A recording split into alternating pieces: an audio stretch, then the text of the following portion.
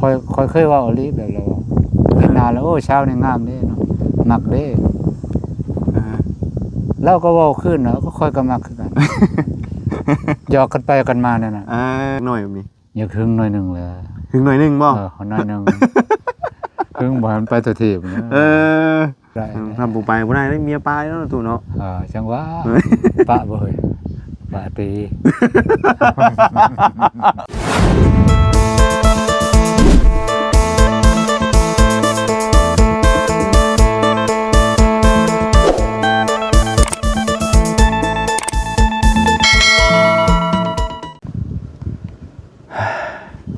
เย็นดีพี่น้องไอ้นั่งอยู่สูงเนาะนั่งตามภูเขานี่ป้าตัวพี่น้องมื้อนี้ก็ถือว่าเพิ่นเริ่มจูดไฮไลท์พี่น้องเนาะจูดคอนกรุกกลัวอยู่พี่น้องมันปิวลงมานี่แม่นบ่เลยแท้นะแตกโคบอยู่เนาะคอนเลยพี่น้องมันบวกกับลมพัดมาตกมาเนาะปิวทั่วบ่ได้พี่น้องเพราะว่าช่วงนี้มันเป็นฤดูอุ้ยตกมาใส่ได้ เป็นฤดูการจูดป่าเนาะเพราะว่าเพิ่นทางให้ไว้ปลูกข้าวปลูกน้ำไว้กินแล้วนี่แหละพี่น้องเนาะเขตที่ว่าตามภูเขามันเฮ็ดไร่เฮ็ดนาบ่ได้เนาะมีแต่ทางให้พี่น้องเอ้ยทางปีนี้ปีหน้ามันขึ้นกับทางอีกเพราะว่าต่อมันยังอยู่เด้เนาะอันนี้ทางทุกปีแล้วนี่เพราะมันเป็นอันว่าไม่น้อยพี่น้องเอ้ยเอาพี่น้องเอ้ยมื้อนี้บ่าวบุญก็ เอาไปนะพี่น้องเลยเนาะได้เข้ามาหาทางประตูเนาะที่ว่าเราได้เมียเด็กน้อยแล้วก็ได้เมียเด็กน้อยทั้ง3คนเลยพี่น้องเนาะเมียคนแรกก็อายุน้อยเมียคนที่2ก็อายุน้อยเมียคนที่3ก็อายุน้อยพี่น้องเลยเนาะเอาส่วนเรื่องราวนี่ทางบ่าวบุญได้ถามทางเมียเราไปแล้วบัดนี้อยากมาระหว่างเรานั่งนำกันพี่น้องเลยถามเรื่องราวชีวิตเราเป็นจังไดพี่น้องเลยคือได้แต่มีเด็กน้อยเนี่ยพี่น้องเนาะเพราะว่าทั้ง FC หลายคู่หลายคนก็โอ้พี่น้องเลยจานก้อนยังอายว่ะเนาะเอาเราได้มีเด็กน้อยได้นี่น้อยแต่บ่แม่นน้อยแต่ผู้เดียวแต่เราว่าถามเราแล้วเราเมื่อวานนี่แต่บ่าวบุญบ่ได้เว้าในคลิปพี่น้องเลยเนาะเพราะว่าถามอันน่ะทั้งหลังไมค์พี่น้องเลยบ่มีหรอวะอันสนงชะเนนี่หรอวะแต่ว่าถามเราแป๊บเดียวนึงเพราะว่าเราไปหากินพี่น้องแล้วพายปืนเก็บไปเมื่อวานนี่ ก็เลยตั้งฉายาเพื่อตื้อปืนเก็บเบื่อเนาะเอาเดี๋ยวจังใดที่เข้าไปหาทั้งประตูแล้วอยู่พี่น้องเลยเนาะถามมาก่อนแต่ว่า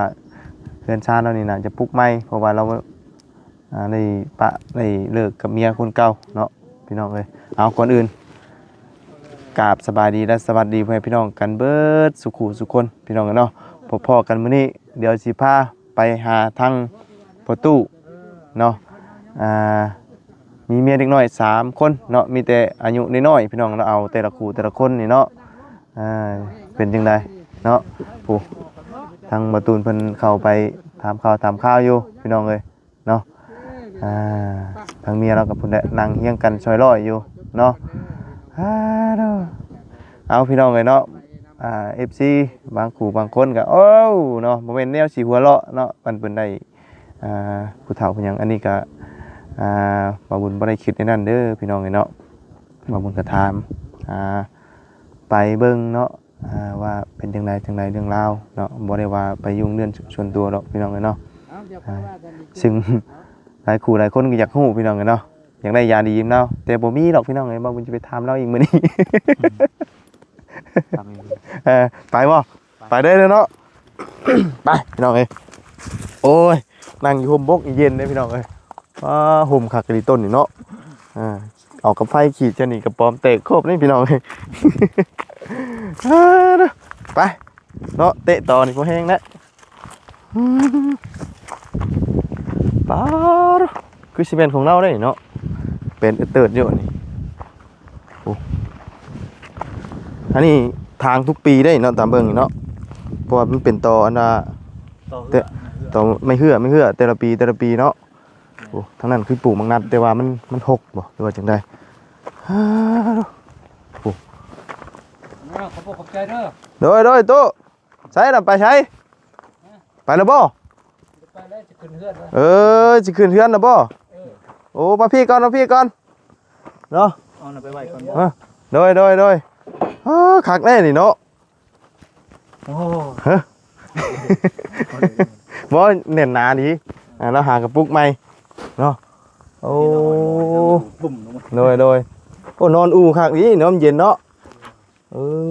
คักพี่น้องเอ้ยเย็นจ่อยได้เนาะ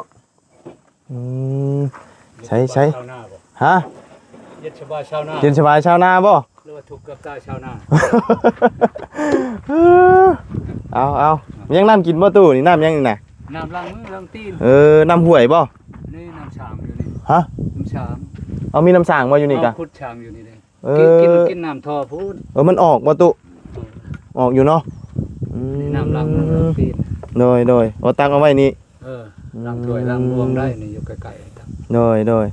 เอาสบายดีเด้อทั้งตู้ทั้งน้องละเพิ่นเนาะเอามื้อนี้ก็สิได้นั่งเว้าน้ำเล่าคักๆก่อนพี่น้องเอ้ยเนาะ เจ้านั่งนี่ปะ ฮะบ่ได้ตู้นั่งรถ นี่ เอ้า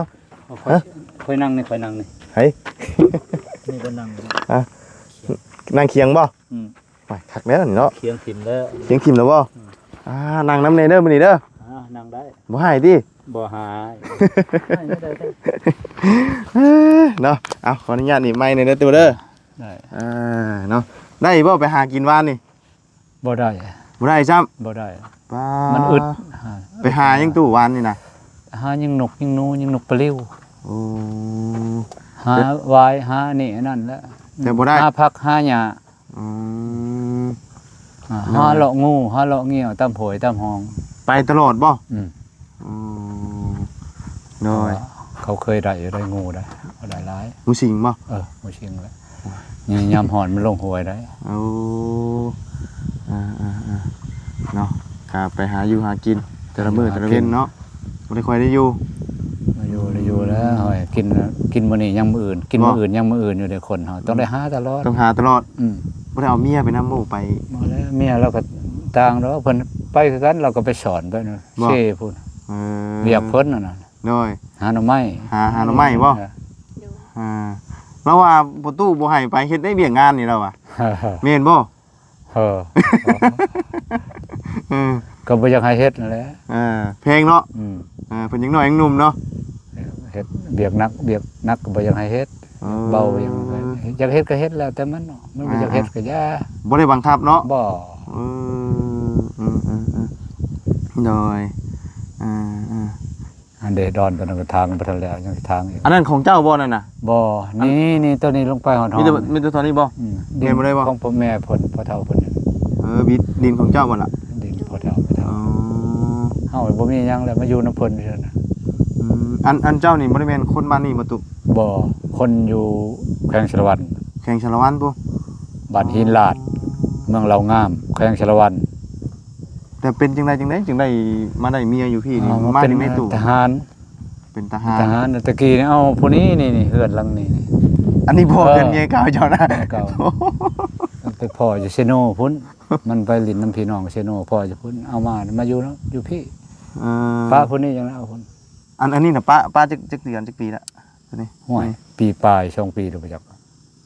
แล้วบัดนี้เอากับผู้นี้ได้2ปีป่ะตามน้องเพิ่นเว้านี่ ปีปลาย2ปีนี่ก็ได้ป้าพุ่นนี่เอาพุ่นนี่เลย ป้านี่ประมาณจักมื้อนี่จังได๋ครับผู้นี้ บ่โดนเติมเนาะเป็นปีผมไปจัก ฮอดบ่ ฮอดแล้ว น้อย พี่น้องเดียวกันนะครับ พี่น้องเดียวกันจัง ได้ยินน้องเพิ่นเว้าอยู่อันว่าผู้นี้น่ะเป็นน้าสาวบ่ล่ะ โดย เป็นน้าสาวเจ้าเนาะ โดย รุ่นเอื้อยแล้วมันเดี๋ยวนี้มันชาวปลายแล้ว แต่ว่าตอนเจ้าเอาน่ะก็อายุน้อยคือกันเนาะ 16 16ตอนนั้นเนาะแต่ว่าเจ้าเอาผู้นี้นี่14แม่นบ่ 15นี่แหละเนาะ เพราะว่าตอนนี้กำลัง ที่ ตอนนี้กำลังสิเข้า16บ่ โดย กำลังสิเข้า16เต็มเด้เจ้าอยู่ก็สิประมาณสิเข้า2ปีแล้วเนาะ พี่ปลายพี่เขา2ปี น้อยแต่ว่าหากันมาอยู่นี่บ่อันนี้น่ะ ก็มาอยู่นี่บ่ฮอดเดือนชับนี่บ่ฮอดอาทิตย์ หากระปุก ฮอดมุงอาทิตย์ปลาย2อาทิตย์บ่เนาะ แต่เก่านี่อยู่เพื่อนบ่เฒ่า อยู่น้ำพอมันหลายคนแล้วคอแยก น้อยไปจีบกันในตู้ถามนี่บ่เคล็ดลับบ่จับเจือ ที่เว้าหยอกกันซื่อได้ถามเพิ่นแหม บ่ล่ะ แล้วเริ่มแรกนี่เราจีบเจ้าในไหน หยอกกันซื่อ ก็ยอกกันซื่อ ฮะ ๆว่าไปเห็นหน้าแล้วโอ้ยงามแท้สาวอันนี้ค่อยว่าโอ้ยมักเด้จะได้เฮ็ดเมียนี่นั่นเด้เท่านั้นน้องๆว่าบ่ได้ว่าล้มว่าโอ้ยสิเอาเจ้าบ่เจ้าสิเอาข่อยบ่ได้ บ่ หยอกกันซื่อๆแบบ เอ นั้น อ มันเฮาได้กันอะเลแล้วก็ได้บนเฮา สิบ่คนก่อนๆก็เว้าหยอกสิบ่ อืม คนแต่ละคนที่ผ่านมานี่แหละมีแต่ว่างามเด้อยาก บ่ ได้เฮ็ด ผู้ทำอิฐจีบอีหลีแล้วผู้ทำอิฐ จีบดีบ่ เมียกก อ๋อ เมียนี่ก็จีบแล้วเมียที่สองน่ะก็จีบแน่เขาจีบบ่หลาย อ่าแปลว่าแต่ละคนนี่บ่คือกันนะเนาะ เห็นแล้วก็พี่น้องเขาอยากให้เอารถผู้นี้ผู้ที่สอง บ่ พี่น้องเขา อ๋อคือเขาหมายผู้ที่สองนี่พี่น้องอยากให้เอาเลย อยากให้เอาเลยเห็นพอจีบกันเล็กๆน้อยๆอยากให้เลยคนนี้นี่ยังเป็นทหารอยู่คนนี้เอา อืม ใบอนุมัติสร้างครอบครัวแล้วมันกระทรวงป้องกันประเทศเช่น อืม จันทมรจันยราช น้อยยังเป็นทหารอยู่เนาะ ยังเป็นทหารอยู่ประทันเขาบำนาญ อ๋อตอนนี้ เขาบำนาญแล้ว มาอยู่กับผู้นี้ถือว่าเขาบำนาญแล้วเนาะ บำนาญแล้ว อ๋อ ได้5 ปีแล้วเนี่ยเขาบำนาญ น้อยอ๋อได้5 ปีแล้วอืมน้อย ปลดประจำการแล้วบ่ได้ไปเฮ็ดเวียกเฮ็ดงานของเขา น้อย หาเงินยังได้กินอยู่เงินบำนาญนั่นแหละ เงินเดือนบำนาญนี่เขาออกแบบนี้เนี่ยเดือนเท่าไหร่ตุ 3 ล้านป้าย อ๋อเดือน3 ล้าน 3 ล้านป้ายสิเขา4 ล้าน โอ้ถือว่าพอได้อยู่ได้กินน้ำเงินอันนี้เนาะ พอได้อยู่ได้จุ น้อย อันนี้ยังบ่พอมันหลายแนวเครื่องเฮือนก็ยังบ่ทันได้นี่ น้อยอ๋อเดือนละ3 ล้านปลายเนาะแต่ก็คือว่าเนี่ยเนาะ ก็ยังแค้นๆนิดนึงเนาะ เผื่อซื้ออยู่ซื้อกินซื้อข้าวซื้อน้ำกินมาดูกัน ชื่อแล้วชื่อเขาบ่มีหน้าเฮ็ดแต่ให้ก็บ่กุมกินหิวเลยเด้อเฮือนแม่เฒ่าก็ได้หมดแล้วบ่กุม เพื่อนไม่เท่าอยู่ทั้งพุ่นบ่ ทั้งลงใกล้เฮือนนางเวียงลงไปนั่ง อันล่านี่เป็นลูกกกด้วยบ่นี่หรือว่านี่ไง ๆบ่ค่อยละเป็นลูกกลางอีก ผู้ที่ช้ำแล้วนี่ ผู้ที่สาม โดย มีอ้ายหรือมีเอื้อย มีเอื้อยแล้วมีอ้ายอย่างมันแล้วมีน้องอีก2คนอีก มีอ้าย2คนมีเอื้อยผู้หนึง แม่นละ2คน มีน้องอีก2คน แต่ว่าเพิ่นได้อันครอบครัวบ่ได้บ่นั่นกันนะ เอาเอาผัวแล้วผู้หนึงเอาเมียแล้วผู้หนึงยัง3คน น้อย3 คน อ้ายผู้หนึงเอาเมียยังผู้หนึงอ้าย น้อย เอื้อยผู้หนึงเอาผัวแล้วมันยังน้องอีก2คนอีก น้อย เป็น3กับอ้ายแล้วบ่ทันได้อันนั้นผู้ชายหมด น้อย แม่ยิง2คนแล้วในเฮือน น้อยเนาะมาได้เมียกันได้อันแบบเพื่อนเดียวญาติพี่น้องกันเลยเนาะน้อยอันนี้เพื่อนเมียนี่คือ คอยเลยเฮ็ด เจ้าบ่เฮ็ดนี่ก็ได้ เงินคอย64ล้านตะกี้ปีนึง2018ยืมเงินธนาคารกิจกรรมเมืองสกลมา อันนี้เพื่อนก่อหลังนี้นะเอาแล้วบัดนี้เพื่อนหลังนี้นี่ให้เมียเนาะให้เมียอันโตที่บ้าน ให้ลู เนาะ กสาวแล้วก็ดินเขาเนี่ยทับเอาก็ยากนะ โอ้เจ้ามีลูกผู้นึงเนาะ ลูกคนหนึงให้ลูก ทุกปีลูกอันกับเมีย มง7นี่แหละ 6 7นี่แหละมันคงมันมาอยู่เด้วันนึงมันมานะ น้อยน้อยบัดนี้เพื่อนนี่ให้ลูกกับเมียเลยนะเพราะว่าอย่างไรก็ดินอันอยู่นี่เนาะ ดินเขานี่ดิดินขากระตอนี่ดินเขาดินปะเทาเก่าขากระตอลงมาดินเพิ่นพอเพิ่นนี่ น้อยเนาะแล้วบัดนี้มาเอาหลานญาติพี่น้องเลยถือว่าเก่งในประตูเนาะ ไปตามดวงนั่นแหละ ตามหลวง ไปตามดวงตามคิวนั่นแหละ บ่ได้มีบ่เนี่ยทาปากทาหยังบ่มีเนาะยันว่าอยู่ว่าเตาะบ่มีบ่ มีแล้ว หลายคนว่าประตูมีของดีแล้วอ่ะโยทหารต้องมีของดีได้แต่เก่า มีแล้ว บ่มีเนาะนะก็เป็นอันน่ะหยังหลวงหรือว่าหยังคือว่าเนี่ยเนาะเป็นบุญวาสนาเนาะนะสิได้มีเด็กน้อยแต่ละคนเนาะตั้งแต่เจ้าอัน เล่นมานี่ยังบ่ได้เคยมีแบบว่าอายุหลายๆจักเทื่อบ่ บ่ อ๋อ เจ้าปลายบ่มีเลย บ่มีเลยอืมมีแต่16 16 15 15 14ขา18ปีลงไปข่อยลมผู้ชาวนะบ่ได้ลมสาวปลายขึ้นไปบ่ได้สู่ลม มีแต่18ลงมา เอา15 16 อ๋อ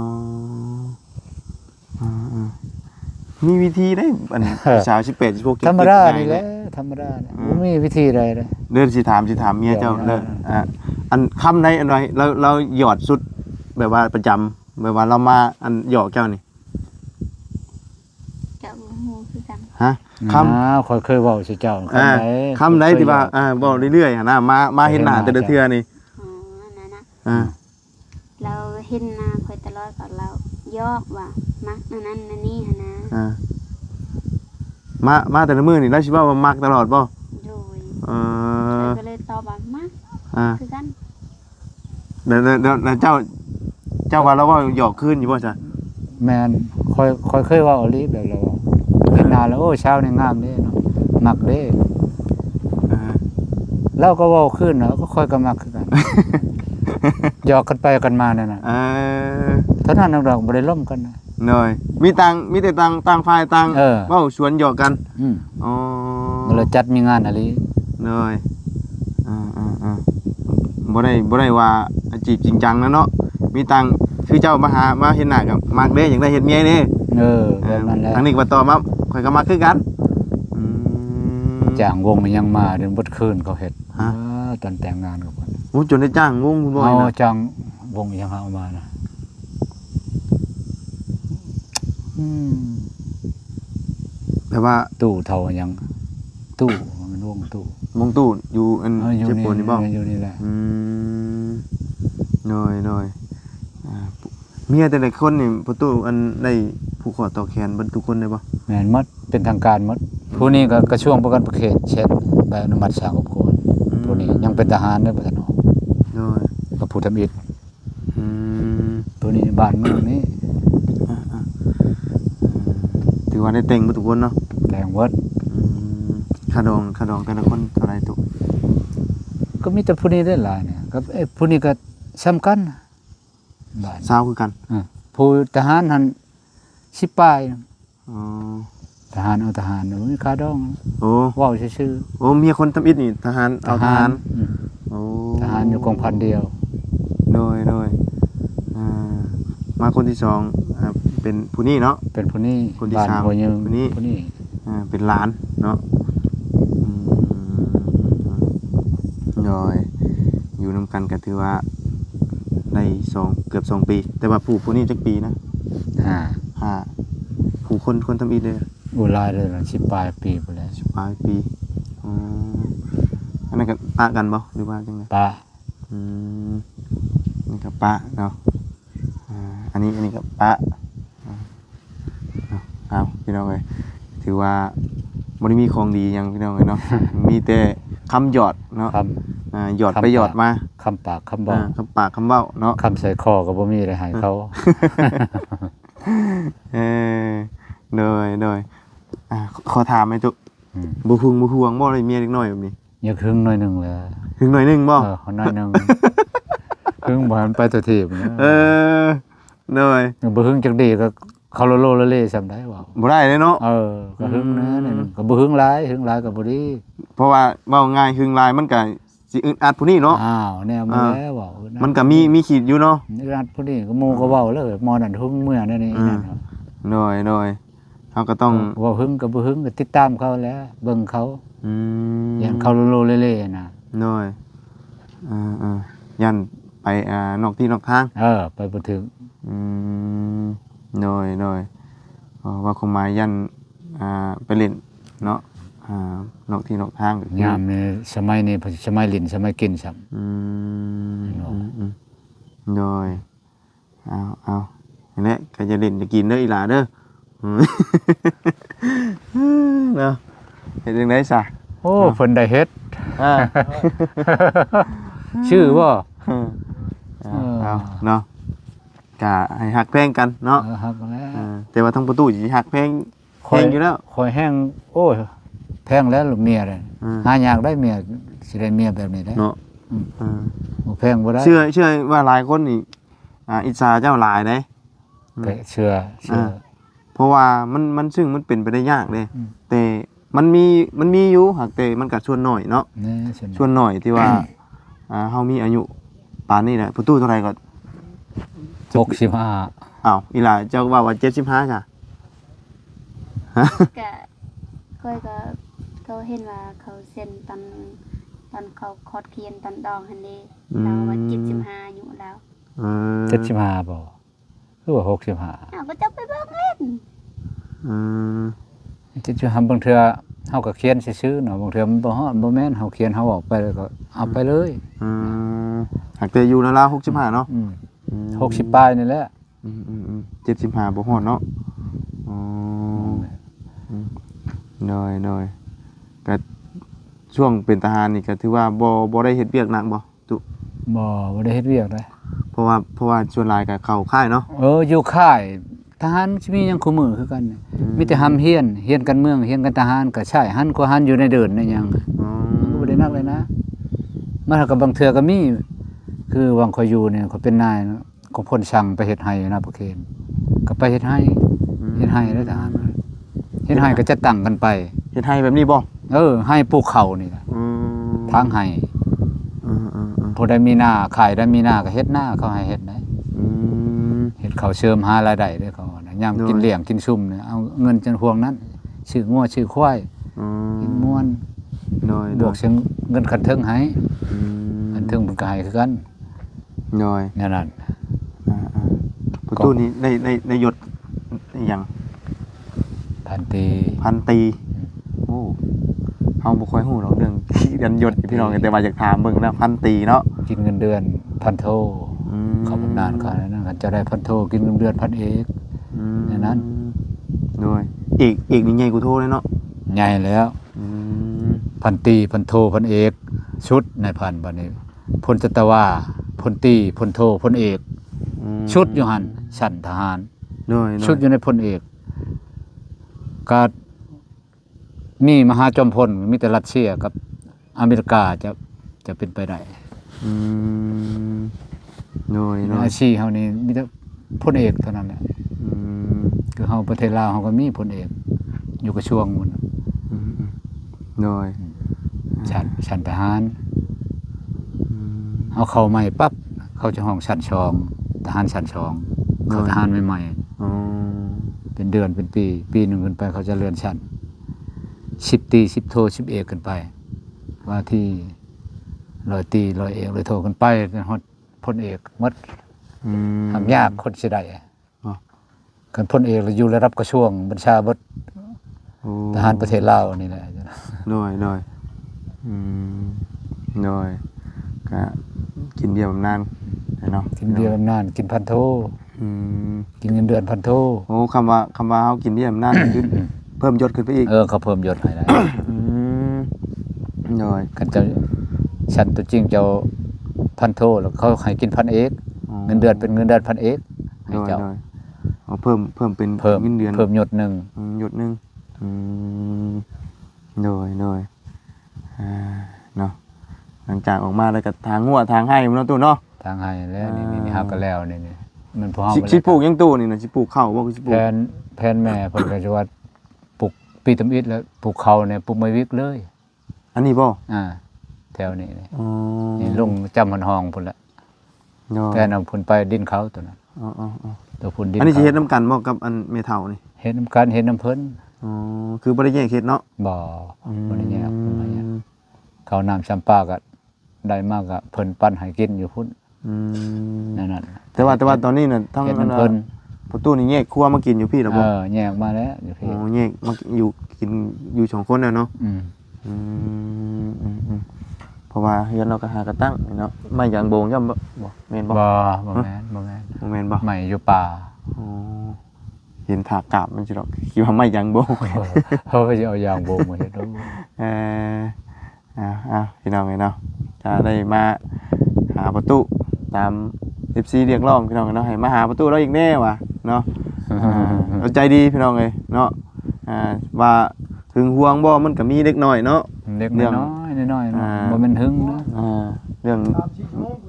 เมียมันก็มีเนาะแต่ก็บ่ให้นักเกินไปเนาะตัว บ่ เนาะ บ่แม่นก็ว่าหึงแท้ก็บ่แม่นรักษาเขาเบิ่งแย่งเขาอะนะ อ่า นั่นน่ะ ถ้าว่าเฮาหึงแฮงทั้งนี้สิอยู่นำเฮาบ่ได้เนาะ โอ้หึงแท้บ่ว่าไผสิอยู่นำได้เฮาก็อยู่นำบ่ได้คือกัน อืม อยากไปไสก็บ่ได้ไป โน่น อยากเล่ มานั่งเฝ้าอยู่บ่ กินอ้าวอยู่เฝ้าอยู่แต่เฮือนไผอยู่ได้ เออเนาะ ไปบุญไปบาป มีเวลาก็ไปลิ้นไปน้ำหมูน้ำครูไปน้ำผีน้ำหนอง อืม บ่ให้ไปผู้หนึ่งผู้เดียวไปกับลูกกับผัว เนาะ แบบนั้น แต่ มันหึง เวลาไปบุญไปชินมันประตูก็ไปเหมือนกันอยู่บ่ ไปนำกันก็มีบางทีเราก็ไปกับเอื้อยกับน้องเราบ่คันเฮาบ่ขี้คร้านไปว่ะ โดย ถ้าเราชวนไปอยู่แต่เหลือเฮาขี้คร้านจนได้ เมื่อยเลยนะเนาะทางให้ทางยังเมื่อยเลย ไปนั่งอาปากตาเครื่องเบิ่งหมู่ในบุญเนาะคือเทพพลชัยมากี้นี่ได้กินไปซังนึงเฮาบ่อยากไปแบบนั้น เอาไปแล้วเฮาอยากนั่งอยู่โต๊ะรถได้คันมีเงินแล้วจังไปนะ เนาะ สั่งเบียร์มากินนั่นแค่นั้น อันนี้เงิน4-50เงินแสนหนึ่งไปบุญ ไปนั่งอ้าปากมาดิ เบิ่งพลเทพพลชัยร้องเพลงอย่างฟังอยู่พี่ก็ได้นะ มันเปิดฮอดอย่างเนาะ โอ้พี่ก็ดังแห้งก็ยังมา เนาะ เทพพลชัยมากๆพี่นะหนุ่มผู้ไทย อืม หนุ่มราชวงศ์มันบ่มาหรอกพุ่นอยู่กองทัพศิลปะกองทัพมันน่ะนะ แม่ หนุ่ม น ราชวงศ์ม่วนเด้อตอนนั้นก็ได้ ๆหน่อยเป็นอันน่ะอยู่กองทัพอยู่ซิโนเนาะ อยู่เวียงจันทน์พุ่นแหล้วบ่อน จริงจันบ่ บ่อนใหญ่มันเซโนก็มีทหาร หน่อย บ่อนใหญ่แถวบ่กระช่วงก็อยู่วันนายใหญ่นายพลนายสังอยู่เวียงจันทน์พุ่นพุดเข่งแถวพุดเข่งนี่ หน่อย อยู่ตัวเมืองใหญ่ได้ อันนั้นเมืองใหญ่สุดเลยบ่ตู้ก็ได้ขึ้นไปพุ่นอยู่บ่ โอ้อยู่พุ่นก็หลายปีเชียงควงนี่ชำเนือนี่เวียงจันทน์อยู่วัด อ๋อ พุ่นมันยังชำเนือนี่อยู่เวียงชัยตะกี้อยู่พุ่นประตูบ่ได้มีเมียบ่จ้ะ บ่แล้วยังน้อยยังเป็นทหาร อ๋อ แบบนี้ หลักๆเลยประตูมีเมียนี่มีแต่3คนนี่ได้เนาะ สามคนนี้ โอ้ มามีอยู่เซโนนี่ครับอยู่บ้านนี่นะ อ๋อที่แต่ว่าแต่ผ่านมาอันไปอยู่ย้ายไปประจำการอันหลายบ่นี่ยังบ่ทันมีเนาะ บ่มีไปเฮียนนายทหารเชียงควงก็3ปี มีแต่ไปเฮียนอย่างเดียวนั่นตัวเนาะ 84 1984ฮอด87 น้อย จบ3ปีนะติดชั้นร้อยตรีเลยเขาติด มาบัญชาทหารอยู่กองพล น้อย อยู่ชิโนนี้โอ้หอนเลยเนาะ ฮ้อนได้เนาะเพราะว่าเป็นจุดให้เนาะ อายหอนมาก อันนี้ก็สิจุดบ่จุดบ่ได้บ่ แล้ว เนาะ นี่จักมื้อใดแล้วแม่เฒ่านี่จุด ทางทุกปีนะนี่เนาะมันเป็นต่อเนาะต่อ หลาย น้อ ปี ย เติบหลายปีเติบแล้วเขาทางนี่ มัน4-5ปีแล้วบ่นี่ตัวกระต่อนี่ น้อย อันนี้ข่อยเชียร์หญ้านี่ข่อยทางเองข่อยเชียร์จุดก่อนข่อยเชียร์หญ้านี่มันจังแป้นนี่ได้เดินข่อยนี่ น้อย ฉันก็คือเขานั่นแหละ อันนี้ก็ เดี๋ยวนี้คือกันนี่ ขุดดินมา ข่อยขุด ตั้ง ข่อยขุดเองข่อยนี่ขุดเองแล้วนี่มันมีไผช่วยผู้เดียวข่อย มันน่ะค่อยๆนั่นนี่เด้เอาค่อยดิดขุดดินเอานี่ขุดอยู่พี่ลงมาถมมาบ่มีเงินจ้างรถเขาดุดปรับหน้าดิน ปรับนาดินฟอร์ดเนาะ รถฟอร์ดหั่นครับถือว่ารู้แล้ว น้อยอ้าว ใช้แห้งเอา น้อยเนาะมันลมอยู่แต่มันฮ้อนเนาะอายฮ้อนอันเพิ่นจูดให้เนาะถ้าเพิ่นจูดตัวนี้ก็ปิวมาเบิดได้แถวเนาะ แนวมาแล้ว ใกล้ช่วงนี้จูดให้เต็มเบิดเลยแถวไหนกันเนาะเอาเนาะมื้อนี้ทางประตูก็บ่ได้ไปหาอยู่หากินพี่น้องไปว่านนี่ก็บ่ได้เนาะ มาเป่า มาเป่า มือได้มือบ่ได้ ทำบ่ไปบ่ได้เมียปลายเนาะตู่เนาะ จังว่าปะบ่เฮ้ยปะตี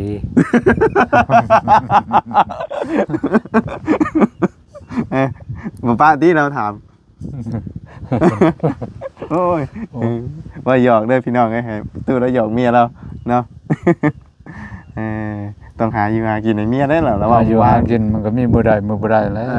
มือบ่ได้ก็มา มือบ่ได้ก็มาเป่า มาเป่าเนาะ สิปะกันนี่นะ ตี ต็มที่แล้วบ่มีเงินเอาผู้ใหม่เลยแต่งผู้ใหม่แต่งอีกแล้ว แต่งดูแต่งดันเลยเนาะ เออ มเอาผู้ใหม่ก็แต่ เมี ง ย อีก ผู้นั้นก็เฮือนก่อหลังหนึงห้านขายเครื่องเมียผู้นี้ก็หลังหนึงเองนี่เมียผู้ที่สองยังผู้ที่สามมันไม่ได้แต่อันนี้ ผู้ที่สามได้กระตุกบ่ ยังทันได้สร้างเด้กำลัง อย่าง เริ่มต้นว่า มันบ่มีใบสำนึกครัวเลยเนี่ยยืมเงินได้ อืม ธนาคารเขาให้มีใบสำนึกครัวมีประวัติเส้นใบนะยืมเงินสมมุติจะยืมจักล้าน อ๋อ บนคอยรับเงินเดือนเลยนะธนาคารกสิกรรมบางสิปูนบนเขาเอาเงินเดือนอยู่หั่นแหละ อ๋อ หรือไปเอากดเอาอยู่ตู้ก็ได้เขาเอาเฮ็ดบัตรให้เลยคำบ่กดอยู่ตู้แล้วเอาปึ้มนั้นไปยื่นเขานับให้ อืมน้อย ธนาคารกสิกรรมบางสิปูน น้อยเอาเนาะเนาะมีแต่อย่างรับแล้วนี่นอนอยู่อู่ อยา เนาะ กรับคือกัน เย็นจ่อยบาดนี่ป้าซาเนาะมื้อนี้ก็ได้มาเยี่ยมมายามพี่น้องเลยเนาะมาหาทางประตูกับน้องหยังก็ลืมนั่นนี่ โอ้ย น้องออยกับประ อ้ ตู อยน้อย ประตูน้อย อืม ออยเนาะ อ้อย อ้อย อ่า โอ้พอจังหวานเนาะ อ้อยหวานหั่นเด้อ้อย เออ พอจังหวานเนาะกันนี่ น้อยตัวน้อย ฮะตัวน้อย อืม อ่า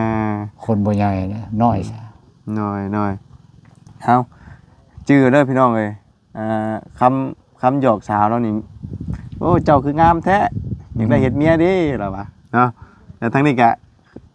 อยากได้ก็มาขอบ่จะตอบสิเว้าดีกว่า เลย อืมเว้าเรื่อยเว้าได้เงินหวายไปขอ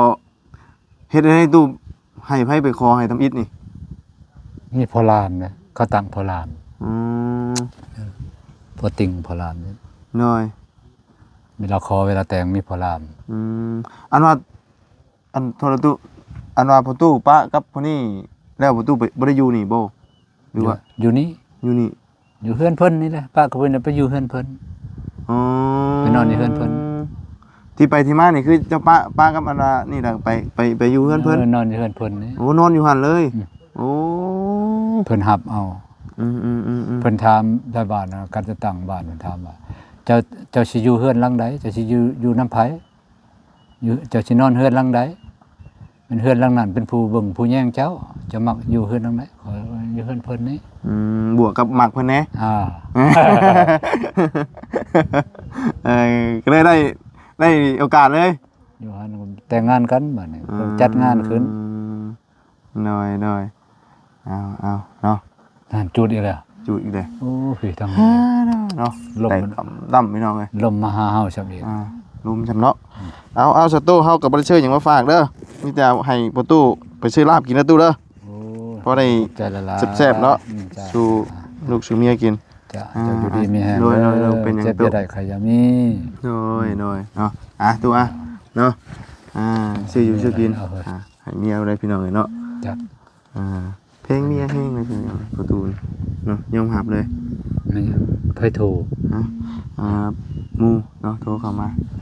หลายหน่วยเลยโทรศัพท์โอ้เฮ็ดได้สิเบิ่งหลอน ฮะ พูดอีกหน่วยนั้นอีก โดยเฮ็ดเบี้ยตุมันก็เลยหลายเครื่องแน่โดยเอาเนาะ มีแต่เครื่องของแถมมันยี่ห้อมันได้ตัวนั้น Samsung แม่น โดย แท้ ป้าจะเฮาไปป้าเด้อฉันเด้อมื้อหน้ามื้อใดมาเยี่ยมมายามเล่นน้ำใหม่เด้อตู้เด้อ จ้า โดยอยู่ดีมีแฮงเด้อฮักแพงกัน ใครจะมี เนาะโดย เอาได้ของเจ้านาคอก็ได้ โดย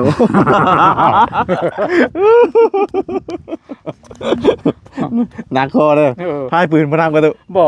เฮ้ย มันบ่นักได้อยู่บ่าในคอนี่มันนักมันรู้เคยเด้ พายปืนนี่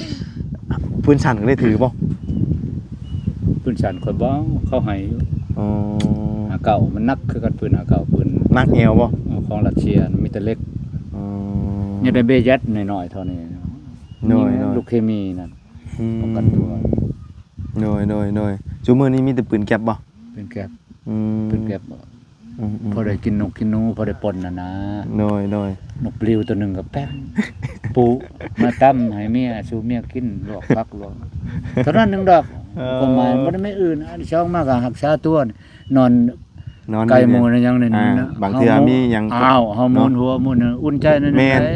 เฮ เฮามี นว้ได้ เฮามีพวกนี้เนี่ยอุ่นใจ อ้าวน อนผู้เดียวก็ คุ อุ่ ณ นใจ ใจเนาะ เนาะ ครับเคยเป็นทหารฉันเคยอยู่นํอันนี้ ย่านบัด บ่เห็นอันนี้แล้วจักเป็นอะไรหนึงน่ะ อืม ก็แคกๆก็โอ้คือชัดคือเชื้อคือคนสิมานี่นั่นได้ อ่า มีปืนแค่นี้เฮาสบายใจ มาโลดมายังมาโคมมาพี่ตามงนี่ตัวเห็นซะก็ตามซะก็ได้กินอีก แม่น มาอยู่ป่าอยู่ดง ๆเนาะ ใช่ไหม ว่าง่ายชีวิตเคยอยู่กับปืนเนาะ อ้าวเนี่ย มีสิ่งนี้มันคือว่าอุ่นใจเนาะ วันนี้ครับไปย่ามแหวยามกระตีบกระตำกระพายไปเห็นนกกับแป้งมาปนชูลูกชูเมียกินเท่านั้นเนาะบ่มีกวางมีพานหยังดอก น้อยมันเบิดน่ะเนาะ หมดยก น้อย ปืนอากาศแต่จะเอามายิงนั้น ไปเอาก็ได้นี่หมู่ไห้อยู่นี่ ๆ ก็ฮอกกระแต้ใช้ปืนลูกหนึงมันเท่าไรลูกหนึง10,000 20,000อะไรเดี๋ยวนี้ ลูกปืนบ่ ลูกปืนอากาศปืนหลวง ซื้อปืนอันซื้อลูกมันก็บ่มีเงินซื้อ ว้าว เข้ากินเนาะ นกปลิวกุมค่าบ่ หมุนแค่แน่เฮาเอาใช้น้อยหนึงมือตำเนี่ยแป๊บตกปูนี่ เออ นั่นน่ะ น้อย กฎหมายมันในนั้น เนาะ มันแก็บ เอาได้ฟังเรื่องราวแล้วโอ้คำว่านั่งเว้ากันเบิดมื้อนี่บ่จบพี่น้องเนาะ จบบ่จบได้เรื่อง เนาะ เจ้าถามมาเรื่องอดีตของเขา เนาะ บัดมือก็ได้พรรณนาเนาะ น้อย นับแต่ยวงเข้าทหาร นับแต่ยวงออกจากบ้านพ่อแม่ตายปะแต่น้อย ประตูนี่พ่อแม่ตายเบิดแล้ว ตา บ่ ยหมดแล้วกำพร้อย อ๋อ อ้าย2คนเขาใหญ่เขาไปหมดทหารหมดบ่เห็นเลยบ่ฮู้เลย พี่น้องกันนะ อ้ายตัวอ้ายขี้เงินพี่น้อง อ๋ออันอ้ายอันประตูนี่คือ 2คน บ่สามารถติดต่อกันได้เลย บ่ฮู้เลยยังน้องชายผู้เดียวอยู่บ้านมี4คนมีแต่ผู้ชายหมดพ่อแม่ตายปะป้าเก็บไปเลี้ยงผู้ใดใหญ่ผู้นั้นไปผู้ใดน้อยเพิ่นไป น้อย ข้อยก็3-4-50 ปีแล้วนี่บ่ได้เมื่อบ้านเนาะบ่เมื่อย้อนบ่มีพ่อมีแม่สิเมื่อจังอยู่นำลูกนำเมียตายนำลูกนำเมียพ่อ น้อยมีแต่ไปเรื่อย ไปเรื่อยๆไปนาเรื่อย 30-40 ปีบ่ได้เมื่อเลยเนาะ ๆแต่73นั่นไล่เบิ่งย่องออกจากบ้าน บ้านเกิดเมืองนอนเป็นสารวัตรเนาะ สารวันบ้านหินลาด อืม แขวงชลวันเมือง แขวงชลวัน เรางาม เมืองเรางาม บ้านหินลาดเมืองเรางามแขวงชลวัน น้อย เดี๋ยวนี้วางไปเฮ็ดอันนั้นไม่บิ๊กให้จีนวางหนึงไปรับจ้างจีนมีทหารเมืองชลวันขึ้นมาเขาว่าโอ้ยหายเอ้ยมายามแม่บ้านเจริญได้ชลวันเฮาได้ เมื่อได้พ่อแม่บ่มีเฮา น้อย ทหารแขวงชลวันเขามาหารายได้ เอา เจริญแล้วเดี๋ยวนี้ น้อย มีเฮือนก่อเฮือนตึกเฮือนแล้ว แม่นเฮาก็ไปมาอยู่ ย้อนแม่นยาเขาหารายได้แบบใดหาถามมื้อนั้นนี่มันบัญชาทหารมาหารายได้เขาอันปลูกมันได้อ้ายเอ้ยว่าปลูกมันปลูกกาแฟ แม่นมัน มัน โอเค ออกเนาะ โดยทางนี้คือกันได้ปลูกมันหลายเนาะ มันเดี๋ยวนี้มันเขามันระเบิดเลย โดย แล้วต่อมาไม่บิ๊กเดี๋ยวนี้ ตอนนี้บ่ ไม่บิ๊กกับมัน อืม ปลูกไม่บิ๊กแล้วฉลาดไม่บิ๊กก็7 ปีได้แล้ว โดย แต่ละปีจีนเอามาให้จะปลูกหลายก็ได้หลายเงินอันนั้นรักษาบริบัติ อ่า จีนรับซื้อเบิด คืออันนี่เป็น แม่น ต้น บ่ล่ะ ต้นทุนนี่ของจีนบ่เลยเนาะ เออ แต่ว่า จีน ที่เฮาแม่นบ่ ที่เฮา อ๋อ นี่ปีหนึ่ง2-3 ล้านค่าเจ้ารักษาบริบัติทางป่าทางหยังแบบนี้เจ้าทำเอง โดย บัดมันใหญ่มาฮอดเถือดมันแหละคายให้มันอีก อ๋อ นี่มันวืดเด้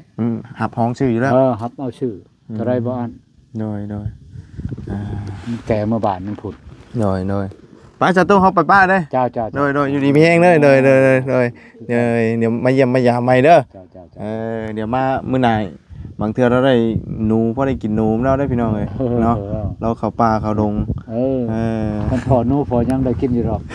เอาให้พอกระหอกกระแตถึกได้ถึกยามสิเจ้ามาค่อยให้โลด โดย